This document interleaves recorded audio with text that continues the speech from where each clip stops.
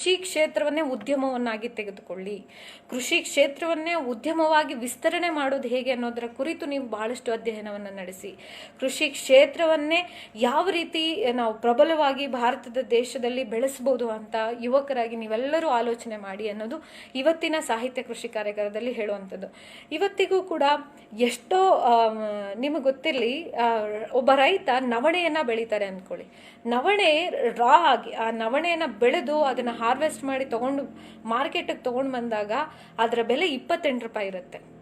ಅದೇ ಆತ ಪ್ರೋಸೆಸಿಂಗ್ ಮಾಡಿ ಅದರ ಸಿಪ್ಪೆಗಳನ್ನೆಲ್ಲ ತೆಗೆದು ಅದನ್ನ ಎಕ್ಸಾಕ್ಟ್ ರೈಸ್ ಆಗಿ ಸೇಲ್ ಮಾಡಿದ್ರೆ 1 kgಗೆ 150ರಿಂದ 200 ರೂಪಾಯಿ ತನಕ ಇದೆ. ಅಂದ್ರೆ ಬ್ರ್ಯಾಂಡ್ ಆಗಿ ಮಾಡಿ ಮಾರಾಟ ಮಾಡಿದ್ರೆ ಇಲ್ಲಿ ಇಲ್ಲಿ ಈ ರೀತಿಯ ಕೆಲಸಗಳನ್ನ ಮಾಡೋದಕ್ಕೆ ಉದ್ಯಮಗಳ ಅವಶ್ಯಕತೆ ಇದೆ. ಉದ್ಯಮಗಳ ಅವಶ್ಯಕತೆ ಯಾಕಿದೆ ಅಂತ ಅಂದ್ರೆ, ನಾವು ಬೆಳೆದಂತಹ ಕಚ್ಚಾ ವಸ್ತುಗಳನ್ನ ಸಿದ್ಧ ಮಾದರಿ ವಸ್ತುಗಳನ್ನಾಗಿ ಮಾಡೋದಕ್ಕೆ ಉದ್ಯಮಗಳ ಅಗತ್ಯತೆ ಇದೆ. ಆ ಉದ್ಯಮಗಳನ್ನ ಯುವಕರು ಮನಸ್ಸು ಮಾಡಿದ್ರೆ ಮಾಡುವಂತಹ ಕೆಲಸವನ್ನು ಕೂಡ ಯುವಕರು ಒಂದು ಕಂಪನಿಯನ್ನ ಸ್ಥಾಪನೆ ಮಾಡೋದ್ರ ಮೂಲಕ, ಸಂಘ ಸಂಸ್ಥೆಗಳನ್ನ ಸ್ಥಾಪನೆ ಮಾಡ್ತೀವಿ ನಾವುಗಳೆಲ್ಲ ಏನ್ ಮಾಡ್ತೀವಿ, ಸಂಘ ಸಂಸ್ಥೆ ಅಂದ ತಕ್ಷಣ ಒಂದು NGO ಅಥವಾ ಒಂದು ಆರ್ಗನೈಸೇಷನ್, ಒಂದು ಸಂಘಟನೆಯನ್ನ ಮಾಡ್ಬಿಡ್ತೀವಿ.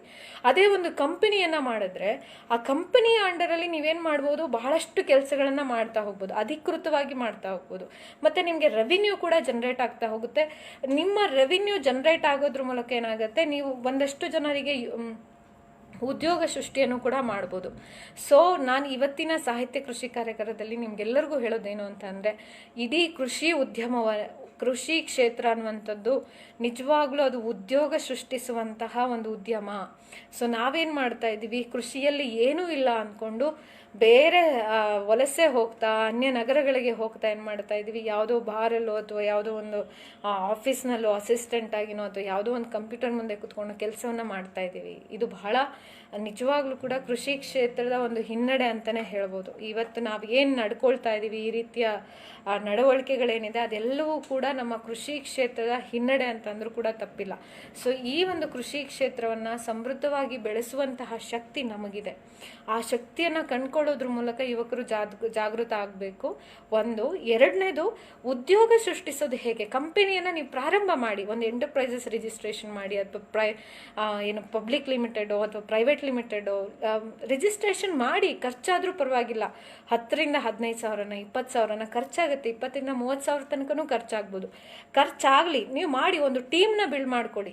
ನಿಮ್ಮದೇ ಆದಂತ ಒಂದು ಟೀಮು, ನಿಮ್ಮದೇ ಆದಂತ ಒಂದು ಸರ್ಕಲ್ ನಲ್ಲಿ ಕೆಲಸ ಮಾಡೋದಕ್ಕೆ ನೀವೇ ಒಂದು ನಾಯಕರಾಗಿ, ನಿಮ್ಮಲ್ಲಿ ಆ ಕಮಾಂಡ್ ಮಾಡುವಂತಹ ಶಕ್ತಿ ಖಂಡಿತ ಇರುತ್ತೆ. ಇಲ್ವಾ, ಟ್ರೈನಿಂಗ್ ಪಡೆದುಕೊಳ್ಳಿ. ಅದಕ್ಕಾಗಿ ಅಂತಾನೆ ಸರ್ಕಾರವೂ ಕೂಡ ಟ್ರೈನಿಂಗ್ ವ್ಯವಸ್ಥೆಯನ್ನ ಮಾಡ್ತಾ ಇದೆ. ಬಹಳಷ್ಟು ಖಾಸಗಿ ಕಂಪನಿಗಳು ಕೂಡ ಸ್ವಉದ್ಯೋಗ ಸೃಷ್ಟಿಯ ಇಂಡಸ್ಟ್ರೀಸ್ ಬಗ್ಗೆ IMRD ಅಂತನೂ ಕೂಡ ಕೆಲಸ ಮಾಡ್ತಾ ಇದೆ. ನಾನು ಹೇಳೋದಿಷ್ಟೇ, ಮಾಡ್ತೀನಿ ಅನ್ನುವಂತಹ ಮನಸ್ಸು ಇದ್ರೆ ಏನ್ ಬೇಕಾದ್ರೂ ಮಾಡ್ಬೋದು. ಆದ್ರೆ ದುರಂತ ಏನು ಅಂತಂದ್ರೆ, ಅಯ್ಯೋ ನನಗಾಗತ್ತಾ, ಅಯ್ಯೋ ನನ್ನ ಕೈಲಿ ಮಾಡೋದಕ್ಕೆ ಸಾಧ್ಯನಾ, ಇದೆಲ್ಲ ನನ್ನ ಕೈಲಾಗತ್ತೆ, ಇದೆಲ್ಲ ನನ್ನಿಂದ ಸಾಧ್ಯನಾ ಅಂತ ಹೇಳಿ ನಾವೇನ್ ಮಾಡ್ಬಿಡ್ತೀವಿ, ಮೊದಲೇ ಯೋಚನೆ ಮಾಡ್ತಾ ಕುತ್ಕೊಂಡ್ಬಿಡ್ತೀವಿ. ಹಾಗೆ ಮಾಡಬಾರ್ದು. ಯುವಕರಿಗೆ ನಾನೆಲ್ರಿಗೂ ಹೇಳೋದಿಷ್ಟೇ, ನಮ್ಮ ಕೃಷಿ ಕ್ಷೇತ್ರ, ನಮ್ಮ ದೇಶದ ಕೃಷಿ ಕ್ಷೇತ್ರವನ್ನ ಅತಿ ಹೆಚ್ಚು ಪ್ರಬಲಶಾಲಿಯಾಗಿ ಮಾಡಬೇಕು ಅಂದ್ರೆ ನಮ್ಮ ಹಳ್ಳಿಯ ಉದ್ಧಾರ ಮಾಡ್ಬೇಕಾಗತ್ತೆ. ನಾವಿರುವಂತ ಹಳ್ಳಿಯಿಂದನೇ ಆ ಕೆಲಸವನ್ನ ಶುರು ಮಾಡ್ತಾ ಹೋಗೋಣ. ಯಾರೆಲ್ಲರೂ ಇವತ್ತಿಗೂ ಕೂಡ ನಮ್ಮ ಇಡೀ ಗ್ರಾಮೀಣ ವಲಯಗಳು ಅಂದ್ರೆ ಗ್ರಾಮ ಸ್ವರಾಜ್ಯ ಅನ್ನುವಂಥ ಕಲ್ಪನೆಯನ್ನ ಗಾಂಧೀಜಿಯವರು ಈ ಕಾರಣಕ್ಕೆ ತಂದುಕೊಟ್ಟಿದ್ದು. ಆ ಕಾರಣಕ್ಕೆ ನರೇಗಾ ಯೋಜನೆಯನ್ನ ತಗೊಂಡ್ ಬರ್ತಾರೆ. ಮಹಾತ್ಮ ಗಾಂಧಿ ನರೇಗಾ ಯೋಜನೆ ನಿಮ್ಗೆಲ್ಲರಿಗೂ ಕೂಡ ಗೊತ್ತಿರುತ್ತೆ. ರೈತರು 6 ತಿಂಗಳು ಅವರು ಬೆಳೆ ಬೆಳೆದ್ರೆ ಇನ್ನು 6 ತಿಂಗಳು ಅವರು ಕಾಲಹರಣ ಮಾಡಬಾರ್ದು ಅಂತಾನೆ ನರೇಗಾ ಯೋಜನೆ ಅಡಿಯಲ್ಲಿ ರೈತರಿಗೆ ಒಂದು ಹೆಲ್ಪ್ ಆಗ್ಬೇಕು ಅಂತ ಬಹಳಷ್ಟು ಯೋಜನೆಯನ್ನ ಮಾಡ್ತಾರೆ. ಅದು ಬಿಡಿ, ಬಹಳಷ್ಟು ಪೊಲಿಟಿಕ್ಸು, ಅದೇ ಭ್ರಷ್ಟಾಚಾರ, ಅಧಿಕಾರಿಗಳ ಒಂದು ಕೋಆರ್ಡಿನೇಷನ್, ಸಹಕಾರ ಇಲ್ಲದೇನೆ ಅದು ಸ್ವಲ್ಪ ಫಲಾನುಭವಿಗಳು ಕಡಿಮೆ ಅಂತಾನೆ ಹೇಳ್ಬೋದು. ಆದ್ರೂ ಕೂಡ ಯಾಕೆ ಇದೆಲ್ಲ ಕಡಿಮೆ ಆಗ್ತಾ ಇದೆ? ಯಾಕಂದ್ರೆ ನಮ್ಮಲ್ಲಿ ಯೋಜನಾ ವಿಶ್ಲೇಷಣೆ ಇಲ್ಲ. ಯಾವತ್ತಿಗೂ ನಾವು ಜನಸಾಮಾನ್ಯರಾಗಿ ಏನ್ ಮಾಡ್ಬೇಕು ಅಂತಂದ್ರೆ ಯೋಜನಾ ವಿಶ್ಲೇಷಣೆಯನ್ನ ಮಾಡ್ಬೇಕು. ಯಾಕೆ ಯೋಜನಾ ವಿಶ್ಲೇಷಣೆಯನ್ನ ಮಾಡ್ಬೇಕು ಅಂತ ಅಂದ್ರೆ ಅದು ನಮ್ಮ ಹಕ್ಕು. ಈಗ ಯಾರೋ ಒಂದು ಯೋಜನೆಯನ್ನ ನಮಗೆ ಕೊಟ್ಟಿದ್ದಾರೆ, ಉದಾಹರಣೆ BPL ಕಾರ್ಡ್ನ ಪ್ರತಿಯೊಬ್ರು ಪಡ್ಕೊಳ್ಬೇಕು ಅನ್ನೋದು ನಮ್ಮ ಹಕ್ಕು. ನಾವೇನ್ ಮಾಡ್ತೀವಿ, BPL ಕಾರ್ಡ್ ಕೆಲವ್ರು ಏನ್ ಮಾಡ್ಬಿಡ್ತಾರೆ ಗೊತ್ತಾ, ಎಲ್ಲ ಅದ್ರ ಅಂಡರ್ BPL ಕಾರ್ಡನ್ನು ಪಡ್ಕೊಳ್ಳೋದಕ್ಕೆ ಅರ್ಹತೆ ಇಲ್ಲದವ್ರಿಗೆಲ್ಲ BPL ಕಾರ್ಡ್ ಇದೆ. ಯಾರಿಗೆ BPL ಕಾರ್ಡಿನ ನಿಜವಾದ ಅರ್ಹತೆ ಇದೆಯೋ ಅವ್ರಿಗೆ ಯಾರಿಗೂ BPL ಕಾರ್ಡ್ ಇಲ್ಲ. ಸೊ ಇದನ್ನು ನಾವು ಬಹಳಷ್ಟು ಎಲ್ಲ ಕಡೆ ನೋಡ್ತಾ ಇದ್ದೀವಿ. ಇದನ್ನು ಯಾರು ಪ್ರಶ್ನಿಸ್ಬೇಕು? ನೀವಾ? ಪ್ರಶ್ನಿಸ್ಬೇಕಾಗಿರೋರು ನೀವುಗಳು. ಏನು ಮಾಡೋದು? ನೀವೇ ಅಯ್ಯೋ ಬಿಡಪ್ಪ, ನನಗೆ ಯಾಕೆ ಈ ವಿಚಾರಗಳು, ನಾನು ಏನು ಮಾಡಬೇಕಿದೆ ಅಂತ ಹೇಳಿ ಆಲೋಚನೆ ಮಾಡ್ಬಿಡ್ತೀವಿ. ಆ ಕಾರಣಕ್ಕಾಗಿಯೇ ನಿರ್ಲಕ್ಷ್ಯ ಧೋರಣೆಯಿಂದಾಗಿಯೇ ಇವತ್ತು ನಮ್ಮ ವ್ಯವಸ್ಥೆಯಲ್ಲಿ ನಾವು ಏನೂ ಮಾಡೋದಕ್ಕಾಗದಂತಹ ಪರಿಸ್ಥಿತಿಗೆ ಬಂದು ನಿಲ್ತಿದ್ದೇವೆ. ಅದಕ್ಕೆ ಕಾರಣ ನಾವುಗಳೇ. ಇವತ್ತಿಗೂ ನೋಡಿ, ನಾನು ನಿಮ್ಗೆಲ್ಲರಿಗೂ ಹೇಳೋದಿಷ್ಟ, ಇವತ್ತಿನ ಸಾಹಿತ್ಯ ಕೃಷಿ ಕಾರ್ಯಾಗಾರದಲ್ಲಿ ಸ್ವಾವಲಂಬಿ ಬದುಕಿನ ಕುರಿತು ನಾನು ಮಾತನಾಡ್ತಾ ಇದ್ದೀನಿ. ಸ್ವಾವಲಂಬಿ ಬದುಕು ಮತ್ತು ನಮ್ಮ ಒಂದು ಉದ್ಯೋಗ ಸೃಷ್ಟಿ, ಪ್ರತಿಯೊಬ್ಬರಲ್ಲೂ ಕೂಡ ಉದ್ಯೋಗ ಸೃಷ್ಟಿಸುವಂಥ ಶಕ್ತಿ ಇದೆ. ಉದಾಹರಣೆ, ಟೊಮೊಟೊಗಳನ್ನು, ತರಕಾರಿಯನ್ನು ಮಾರಿದ್ರೂ ಕೂಡ ಅದು ಉದ್ಯೋಗ ಸೃಷ್ಟಿನೇ, ಅದು ಸ್ವಾವಲಂಬಿ ಬದುಕೆ. ನಮ್ಮ ತಂದೆ ತಾಯಿಗಳಿರ್ಬೋದು, ನಮ್ಮ ಅಪ್ಪ ಅಮ್ಮ ಇರ್ಬೋದು, ಅವರೆಲ್ಲರೂ, ನಿಮ್ಮ ಅಪ್ಪ ಅಮ್ಮ ಇರ್ಬೋದು, ಎಲ್ಲರೂ ಕೂಡ ತರಕಾರಿ ಮಾಡಿದ್ದಾರೆ, ಕಡಲೆಕಾಯಿ ಮಾರಿ ಜೀವನ ಮಾಡಿದ್ದಾರೆ, ಎಳ್ನೀರನ್ನು ಮಾರಿ ಜೀವನ ಮಾಡಿದ್ದಾರೆ. ಆದರೆ ನೀವು ಒಂದ್ಸಲ ಹೇಳಿ, ಅವ್ರಿಗಿರೋ ಅಷ್ಟು ಜ್ಞಾನ ನಮಗಿದೆಯಾ? ಇಲ್ಲ. ನಾವೇನು ಮಾಡ್ಬಿಡ್ತೀವಿ, ಡಿಗ್ರಿಗಳನ್ನು MD ಡಾಕ್ಟರ್ PhDಗಳನ್ನು ಪಡೆದುಕೊಂಡ್ಬಿಟ್ರೇ ಭಾಳ ಗ್ರೇಟ್ ಅಂತ ಅನ್ಕೊಂಡ್ಬಿಡ್ತೀವಿ. ಆದರೆ ನಮ್ಮ ತಂದೆ ತಾಯಿಗಳು ಓದಿರೋದು 6ನೇ ಕ್ಲಾಸು 7ನೇ ಕ್ಲಾಸು, ಆದರೆ ಅವ್ರಿಗಿರೋ ನಾಲೆಡ್ಜು ನಾವು ಅದರಲ್ಲಿ 2% ಕೂಡ ಕಲೀಲಿಕ್ಕಾಗಲ್ಲ. ಅಷ್ಟರ ಮಟ್ಟಿಗೆ ನಮ್ಮ ಶಿಕ್ಷಣ ವ್ಯವಸ್ಥೆ ನಮಗೆ ಬದುಕೋದನ್ನು ಕಲಿಸ್ತಾ ಇಲ್ಲ. ಆ ಕಾರಣಕ್ಕಾಗಿಯೇ ಇವತ್ತಿನ ಸಾಹಿತ್ಯ ಕೃಷಿ ಕಾರ್ಯಾಗಾರದಲ್ಲಿ ಸ್ವಾವಲಂಬ ಬದುಕಿನ ಮಹತ್ವವನ್ನು ಎಷ್ಟರ ಮಟ್ಟಿಗೆ ಜಪಾನ್, ಜರ್ಮನಿಯಂತಹ ದೇಶಗಳಲ್ಲಿ ತಮ್ಮ ಪ್ರಾಥಮಿಕ ಶಿಕ್ಷಣದಲ್ಲಿನೇ ಬಳಸ್ಕೊಂಡಿದ್ದಾರೆ. ಆ ಮಕ್ಕಳಿಗೆ ಮೊದಲು ಕಲಿಸೋದೇ ಅಡುಗೆಯನ್ನು ಹೇಗೆ ಮಾಡಬೇಕು ಅಂತ, how to survive yourself ಅನ್ನೋದನ್ನ ಕಳಿಸ್ತಾರೆ. ಅಂದರೆ ನಿನ್ನನ್ನು ನೀನು ಹೇಗೆ ನೋಡ್ಕೊಳ್ಬೇಕು ಅನ್ನೋದನ್ನು ಮೊದಲು ಕಲಿಸ್ಕೊಡ್ತಾರೆ. ನಿನ್ನನ್ನು ನೀನು ಹೇಗೆ ಅಂದರೆ ಸ್ವ ಅಭಿವೃದ್ಧಿ ಆಗಬೇಕು, ಸೆಲ್ಫ್ ಡೆವಲಪ್ಮೆಂಟ್ ಹೇಗೆ ಮಾಡ್ಕೊಳ್ಬೇಕು ಅಂತ ಹೇಳ್ಕೊಡ್ತಾರೆ. ನಮ್ಮಲ್ಲಿ ಯಾವುದಾದ್ರೂ ಒಂದು ಶಾಲೆಯಲ್ಲಿ ಒಂದು ಮಗುವಿಗೆ ಕಸ ಗುಡಿಸ್ಬಿಟ್ರೆ ಅದು ಮಾಧ್ಯಮಗಳಲ್ಲಿ ಬರುತ್ತೆ, ಶಾಲೆಯವರ ಮಕ್ಕಳ ಮೇಲೆ ಶಾಲೆಯವರ ಖಾಸಗಿ ಆಡಳಿತ ಮಂಡಳಿಯ ದೌರ್ಜನ್ಯ. ತಂದೆ ತಾಯಿ ಇರೋದಕ್ಕೆ ಉಪ್ಪು ಸುರಿತಾರೆ. ನನ್ನ ಮಗನ ಕೈಲಿ ಕಸ ಗುಡಿಸಿದ್ದಾರೆ ಇವರು, ನನ್ನ ಮಗಳ ಕೈಲಿ ಕಸ ಗುಡಿಸಿದ್ದಾರೆ ಇವರು, ನನ್ನ ಮಗಳ ಕೈಲಿ ಸಗಣಿ ಬಾಚಿಸಿದ್ದಾರೆ ಇವರು ಅಂತ ಹೇಳ್ತಾರೆ. ಮಗ ಅಥವಾ ಮಗಳಿಗೆ ದುಡಿಮೆಯ ಕಾರ್ಮಿಕ ಜೀವನದ ಬದುಕನ್ನು ಮಕ್ಕಳಿಗೆ ತಿಳಿಸ್ಕೊಡ್ಲಿಲ್ಲ ಅಂದರೆ ನಾಳೆ ಜೀವನ ಹೇಗೆ ಮಾಡಬೇಕು? ಆ ಮಗು ನಾಳೆ ಜೀವನವನ್ನು ಯಾವ ರೀತಿ ಮಾಡಬೇಕು ಅನ್ನೋದನ್ನು ತಂದೆ ತಾಯಿಯರಾಗಿ ಯೋಚನೆ ಮಾಡಬೇಕು. ಯಾಕೆ ಸ್ವಾವಲಂಬಿ ಬದುಕನ್ನು ಪ್ರತಿಯೊಂದು ಶಾಲಾ ಮಟ್ಟದಲ್ಲಿ ಮಕ್ಕಳಿಗೆ ಕಲಿಸಿದಾಗ ಏನಾಗುತ್ತೆ, ಆ ಮಗು ತನ್ನನ್ನು ತಾನು ನೋಡ್ಕೊಳ್ಳೋದು ಹೇಗೆ ಅಂತ ಕಲಿತಾ ಹೋಗುತ್ತೆ. ಬೇರೆಯವರ ಮೇಲೆ ಡಿಪೆಂಡ್ ಆಗದೆ ಯಾವ ರೀತಿ ತನ್ನ ಬದುಕನ್ನು ಕಟ್ಕೊಳ್ಬೇಕು ಅಂತ ಹೇಳಿ ಆ ಮಗು 5ನೇ ಕ್ಲಾಸಲ್ಲೇ ಒಂದು ಮಗು ತನ್ನ ಫ್ಯೂಚರ್ ಅಂದರೆ ತನ್ನ ಭವಿಷ್ಯದ ಬಗ್ಗೆ ನಿರ್ಧಾರ ಮಾಡುತ್ತೆ ಅಂದರೆ ಇಮ್ಯಾಜಿನ್ ಮಾಡ್ಕೊಳ್ಳಿ. ನಾವು 25 ವರ್ಷಗಳು ಬೇಕು ನಮ್ಮ ಯುವಕರು ಸ್ಟೆಬಿಲೈಸ್ಡ್ ಆಗಿ. ಆದರೂ ಕೂಡ 30 ವರ್ಷ ಆದರೂ ಕೂಡ ಎಷ್ಟೋ ಜನ ಯುವಕರು ಯುವತಿಯರು ಸೆಟಲ್ ಆಗಿರೋದಿಲ್ಲ. ಇದು ಗಮನಿಸ್ಬೇಕು ನಾವು. ಯಾಕಾಗ್ತಾ ಇಲ್ಲ? ಒಂದು, ನಮಗೆ ಅವಕಾಶಗಳ ಕೊರತೆ, ಜೊತೆಗೆ ನಮಗೆ ಸುತ್ತ ಹುಟ್ಟಿದವ್ರು ಎಲ್ಲರಿಗೂ ಕೂಡ ಕೆಲಸ ಕೊಡಬೇಕು ಅಂದರೆ ಹೇಗೆ ಸಾಧ್ಯ? ನಮ್ಮ ಅಸ್ತಿತ್ವಕ್ಕೆ, ನಮ್ಮ ಹೋರಾಟಕ್ಕೆ ನಾವುಗಳೇ ಬದ್ಧರಾಗಿರ್ಬೇಕಲ್ವಾ? ನಮ್ಮ ಸೋಂಬೇರಿತನ, ನಮ್ಮ ಆಲಸ್ಯ, ಇದೆಲ್ಲವೂ ಕೂಡ ಕಾರಣ ಆಗಿರುತ್ತೆ. ಸೊ ಯಾಕೆ ಸ್ವಾವಲಂಬಿ ಬದುಕಿನ ಜೊತೆಗೆ ನಾವು ಕಂಪನಿಯನ್ನು, ನೀವು ಯಾರೆಲ್ಲ ಯುವಕರು ನೋಡ್ತಾ ಇದ್ದೀರೋ, ತಮಗೂ ಏನಾದರೂ ಬದುಕಲ್ಲಿ ಮಾಡಬೇಕು, ಏನಾದರೂ ಒಂದು ಸಾಧನೆ ಮಾಡಬೇಕು ಅಂತ ಅನಿಸಿದ್ರೆ ಕೃಷಿ ಕ್ಷೇತ್ರವನ್ನೇ ಉದ್ಯಮವಾಗಿ ತೆಗೆದುಕೊಳ್ಳಿ. ಕೃಷಿ ಕ್ಷೇತ್ರ ಅನ್ನುವಂಥದ್ದು ಬಹಳಷ್ಟು ಕೆಲಸಗಳನ್ನು ಮಾಡ್ಬೋದು ನೀವು ಮನಸ್ಸು ಮಾಡಿದ್ರೆ. ನವಣೆಯನ್ನು, ಕಿರುಧಾನ್ಯಗಳನ್ನು ಯಾರು ರೈತರಿಂದ ತೆಗೆದುಕೊಂಡು ಪ್ರೊಸೆಸಿಂಗ್ ಯೂನಿಟ್ಗಳನ್ನು ಪ್ರಾರಂಭಿಸಿ. ನೀವು MSME ಅಡಿಯಲ್ಲಿ ಒಂದು ರೈಸ್ ಮಿಲ್ನ ಹಾಕೊಡಿ. ಪ್ರೊಸೆಸಿಂಗ್ ಯೂನಿಟ್ಸ್, ರೈಸ್ ಮಿಲ್ಲರ್ಸ್ ಬರುತ್ತೆ. ಅಂದರೆ ರೈಸ್ ಮಿಲ್ಲರ್ ಬೇರೆ, ಕಿರುಧಾನ್ಯಗಳ ಪ್ರೊಸೆಸಿಂಗ್ ಯೂನಿಟ್ಸ್ ಬೇರೆ ಇರುತ್ತೆ.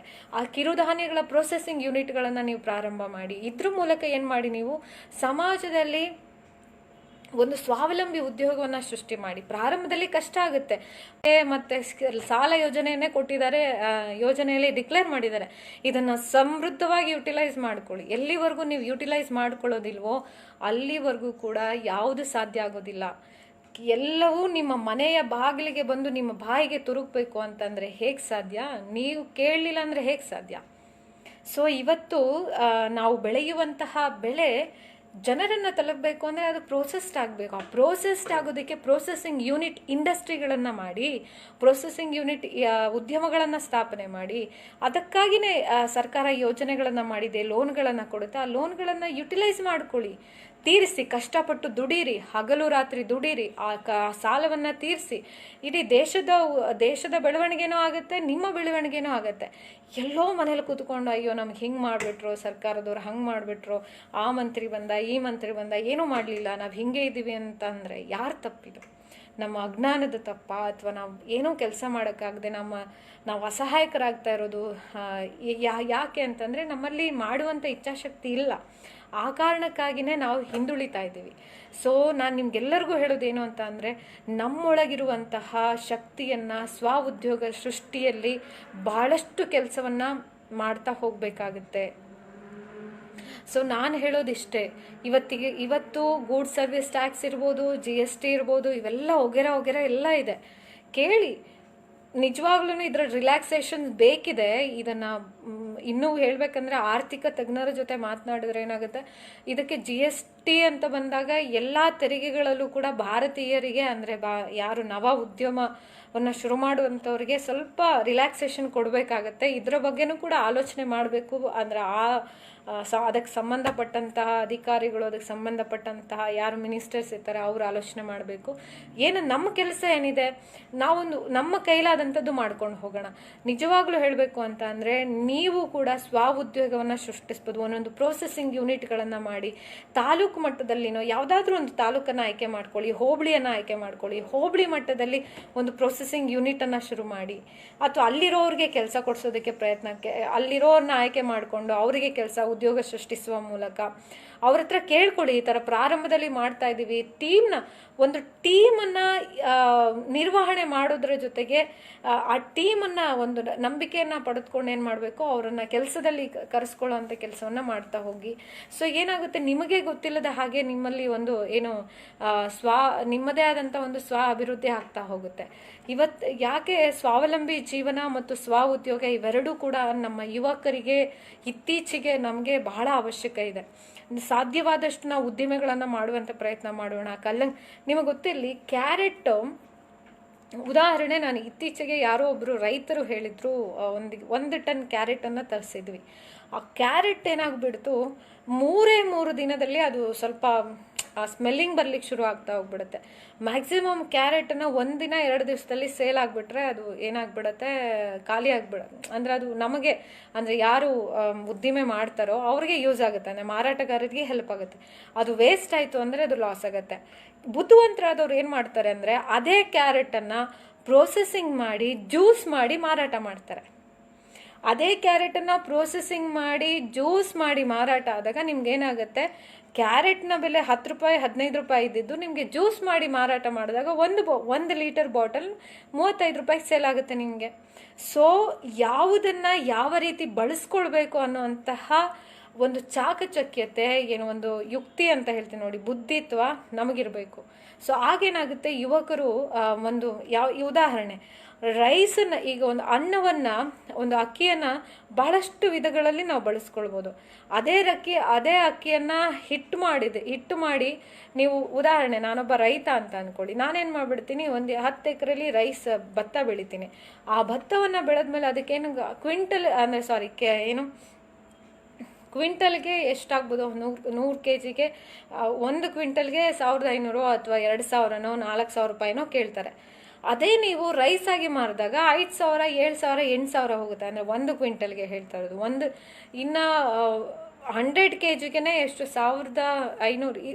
ಬೇರೆ ಮಾರ್ಕೆಟೆಯ ರೇಟ್ ಚೇಂಜ್ ಆಗ್ತಾ ಹೋಗುತ್ತೆ. ಆದರೆ ನಾನು ಬೆಳೆದಂತಹ ವಸ್ತುವನ್ನು ಯಾವ ರೀತಿ ಮಾರ್ಕೆಟ್ ಮಾಡಬೇಕು ಅನ್ನೋದು ರೈತನಿಗೆ ಆ ಒಂದು ಯುಕ್ತಿ ಇರಬೇಕು, ಆ ಒಂದು ಆಲೋಚನೆ ಇರಬೇಕು. ನಾನು ಬೆಳೆದಿರೋ ಅಂಥ ಬೆಳೆಯನ್ನು, ಅಂದರೆ ನಾನು ಏನು ಬೆಳ್ತಿದ್ದೀನಿ ಅದನ್ನು ನಾನು ಯಾವ ರೀತಿ ಯೂಸ್ ಮಾಡ್ಕೊಳ್ಬೇಕು ಅನ್ನೋದನ್ನು ಯುವಕರಾಗಿ ನೀವು ಉದ್ಯಮಗಳನ್ನು ಸೃಷ್ಟಿಸುವ ಮೂಲಕ ರೈತರಿಗೆ ಹೆಲ್ಪ್ ಮಾಡ್ಬೋದು. ರೈತರಿಗೆ, ಅಂದರೆ ನಿಜವಾಗ್ಲೂ ನಮ್ಮ ದೇಶದ ಬೆನ್ನೆಲುಬು ರೈತರಿದ್ದಾರೆ, ಅವರಿಗೆ ಹೆಲ್ಪ್ ಆಗಬೇಕು ಅಂದರೆ ನಮ್ಮಂಥ ಯುವಕರು ಕೃಷಿ ಉದ್ಯಮ ಉದ್ಯಮಗಳನ್ನು ಸ್ಥಾಪನೆ ಮಾಡೋದ್ರ ಮೂಲಕ ಅವರು ಬೆಳೆದಂತಹ ಬೆಳೆಗಳನ್ನು ನಾವು ಪ್ರೊಸೆಸಿಂಗ್ ಮಾಡಿ ಅದನ್ನು ಮತ್ತೆ ಮಾರುಕಟ್ಟೆಗೆ ತರುವಂತಹ ಕೆಲಸಗಳನ್ನು ಮಾಡಬೇಕು. ಈ ಕೆಲಸಗಳನ್ನು ಅನ್ಯ ದೇಶದಿಂದ ಬರುವಂತಹ ನ್ಯೂಜಿಲ್ಯಾಂಡಿನ ಕಂಪನಿ ನಮ್ಮ ದೇಶದಲ್ಲಿದೆ. ಬಹಳಷ್ಟು ಕಂಪನಿಗಳು ಅಂದರೆ ವಿದೇಶಿ ಕಂಪನಿಗಳು ಇವತ್ತು ಹಳ್ಳಿಯಲ್ಲಿ ಸ್ಥಾಪನೆ ಆಗ್ತಾ ಇದ್ದಾವೆ ನೋಡಿ. ಇದು ಗಮನಿಸಬೇಕಾದಂಥ ಸಂಗತಿ. ಅದೇ ನಮ್ಮ ಯುವಕರು ಒಂದು ಒಳ್ಳೆಯ ಮಾರ್ಗದಲ್ಲಿ ಒಂದು ಉದ್ಯೋಗ ಸೃಷ್ಟಿಸುವಂಥ ಕೆಲಸಗಳಲ್ಲಿ ತೊಡಗಬಹುದಲ್ಲ. ಎಷ್ಟೋ ಜನ ಸಂಘಟನೆ ಮಾಡುವಂಥವ್ರು ಈ ಕಡೆ ಗಮನ ಕೊಡೋದಿಲ್ಲ, ಬರೀ ಆರೋಪಗಳನ್ನು ಮಾಡ್ತಾ ಅವ್ರು ಹಿಂಗೆ ಮಾಡಿದ್ರು, ಇವ್ರು ಹಂಗೆ ಮಾಡಿದ್ರು, ಇವರಿಂದ ನಮ್ಮ ದೇಶ ಉದ್ಧಾರ ಆಗೋಲ್ಲ, ಅವರಿಂದ ಹಂಗಾಗ್ಬಿಡುತ್ತೆ ಹಿಂಗಾಗ್ಬಿಡುತ್ತೆ ಅಂತಲೇ ಮಾತನಾಡ್ತಿರ್ತೀವಿ. ನಿಜವಾಗಿಯೂ ಕೂಡ ಪ್ರಾಕ್ಟಿಕಲ್ ಆಗಿ ಕೆಲಸ ಮಾಡೋದಕ್ಕೆ ಅದ್ರ ಒಂದು ರಿಸಲ್ಟ್ ಪಡೆದುಕೊಳ್ಳೋಕ್ಕೆ ಮಿನಿಮಮ್ ಅಂದರೂ ಕೂಡ 1 ವರ್ಷ ಟೈಮ್ ತಗೊಳುತ್ತೆ. ಆದರೆ ಆ 1 ವರ್ಷನ ನಾವು ಯಾವುದೋ ರೀತಿಯಲ್ಲಿ ವೇಸ್ಟ್ ಮಾಡೋದ್ರ ಬದಲು ಈ ರೀತಿಯ ಉದ್ಯಮಗಳನ್ನು ಸೃಷ್ಟಿಸುವ ಮೂಲಕ ಉದ್ಯಮಗಳನ್ನು ವಿಸ್ತರಣೆ ಮಾಡುವಂಥ ಕೆಲಸಗಳಲ್ಲಿ ತೊಡಗಿಕೊಳ್ಬೇಕಾಗತ್ತೆ. ಯಾವತ್ತಿಗೂ ಕೂಡ ಸಾಹಿತ್ಯ ಮತ್ತು ನಾನು ಇವತ್ತಿನ ಸಾಹಿತ್ಯ ಕೃಷಿ ಕಾರ್ಯಾಗಾರದಲ್ಲಿ ಯಾಕೆ ಈ ವಿಚಾರಗಳನ್ನ ಫೋಕಸ್ ಮಾಡ್ತಾ ಇದ್ದೀನಿ ಅಂತಂದರೆ, ಇವತ್ತು ಹೇಗೆ ಸಾಹಿತ್ಯ ಪರಂಪರೆ, ಸಂಸ್ಕೃತ ಸಾಹಿತ್ಯ ಅನ್ನೋದು ಹಿನ್ನಡೆ ಆಗಿದೆಯೋ, ನಾಳೆ ಕೃಷಿ ಕ್ಷೇತ್ರವೂ ಕೂಡ ಹಿನ್ನಡೆ ಆಗ್ಬಿಡುತ್ತೆ. ಆ ಭಯ ಇದೆ. ಯಾಕಂದ್ರೆ ನಮ್ಮ ಮಕ್ಕಳು ಮುಂದಿನ ದಿನಗಳಲ್ಲಿ ಏನು ಮಾಡ್ತಾರೆ, ಕೃಷಿ ಅಂದ್ರೆ ಭತ್ತ ಅಂದರೆ ಏನು ಮರದಲ್ಲಿ ಬೆಳೆಯುತ್ತಾ ಅಂತ ಕೇಳ್ಬೋದು. ಸೊ ಇಂಥ ಒಂದು ದುಸ್ಥಿತಿಯ ಕಾಲಕ್ಕೆ ನಾವು ಬರಬಾರ್ದು ಅಂತ ಅಂದರೆ, ನಮ್ಮ ದೇಶದ ಅತಿ ಹೆಚ್ಚು ಏನು ಕೃಷಿ ವಿಭಾಗ ಇದೆ, ಕೃಷಿ ಕ್ಷೇತ್ರದಲ್ಲಿ ಉದ್ಯಮಗಳನ್ನು ಸೃಷ್ಟಿಸುವ ಮೂಲಕ ಯುವಕರು ತೊಡಗಿಕೊಂಡ್ರೆ ಏನಾಗುತ್ತೆ, ಆಟೋಮೆಟಿಕಲಿ ಆಯಾ ಒಂದು ಹೋಬಳಿಯಲ್ಲಿ ಒಬ್ಬ ಯುವಕ ಒಂದು ಕೃಷಿ ಉದ್ಯಮವನ್ನು ಸ್ಥಾಪನೆ ಮಾಡೋದ್ರ ಮೂಲಕವೋ ಅಥವಾ ತನ್ನ ಸುತ್ತಮುತ್ತಲಿನವರಿಗೆ ಕೆಲಸಗಳನ್ನು ಕೊಡೋದ್ರ ಮೂಲಕವೋ, ಕಂಪ್ನಿ ನಾಟ್ ಓನ್ಲಿ ಕೃಷಿ ಉದ್ಯಮನೇ ಆಯ್ಕೆ ಮಾಡ್ಕೊಳ್ಳಿ ಅಂತಲ್ಲ, ಎಷ್ಟೋ ಜನ ಕಮ್ಮಾರರು ಕೆಲಸ ಮಾಡ್ತಾ ಇರ್ತಾರೆ, ಕುಂಬಾರಿಕೆ ಕೆಲಸಗಳನ್ನು ಮಾಡ್ತಾ ಇರ್ತಾರೆ. ಅವರು ಇವತ್ತು ಕುಂಬಾರಿಕೆ ಕೆಲಸಗಳನ್ನು ಮಾಡುವಂಥವ್ರನ್ನೂ ಕೂಡ ನೀವು ಎಷ್ಟೋ ನಗರ ಪ್ರದೇಶಗಳಿಗೆ ಕುಂಬಾರದ ಏನು ಮಡಿಕೆಗಳಿರ್ಬೋದು, ಮಣ್ಣಿನ ಮಡಿಕೆಗಳಿರ್ಬೋದು, ಇವೆಲ್ಲದರ ಅವಶ್ಯಕತೆ ಇರುತ್ತೆ. ಎಲ್ಲಿ ಆ ಕುಂಬಾರರನ್ನ ಪ್ರೋತ್ಸಾಹಿಸುವಂಥ ಕೆಲಸವನ್ನು ಕೂಡ ಯುವಕರು ತಮ್ಮ ಉದ್ಯಮಗಳ ಮೂಲಕ ಮಾಡ್ಬೋದು.